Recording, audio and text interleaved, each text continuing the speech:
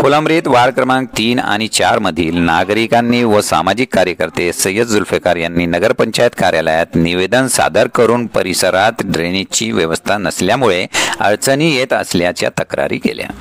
या भागात सांडपाण्याचा निचरा करण्यासाठी कोणतीही व्यवस्था नसल्याने परिसरात अनेक ठिकाणी ड्रेनेजचे पाणी साठून रस्त्यावरून सांडपाणी वाहत आहे।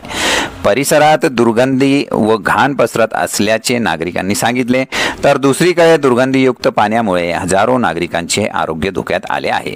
ही परिस्थिती नागरिकांच्या आरोग्यासाठी धोकादायक तर आहेच, पण त्यामुळे परिसराचे सौंदर्यही बिघडत असल्याचे त्यांनी सांगितले।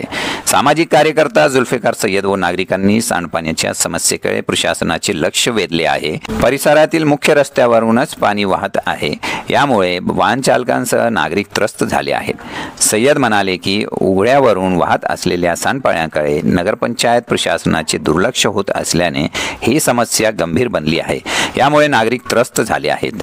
परिसरातील सांडपाण्याचा निचरा करण्यासाठी नाली करण्यात यावी व व्यवस्था सुधारण्यासाठी तातडीने कार्यवाही करावी अशी मागणी नगरपंचायत अधिकाऱ्यांकडे केली आहे।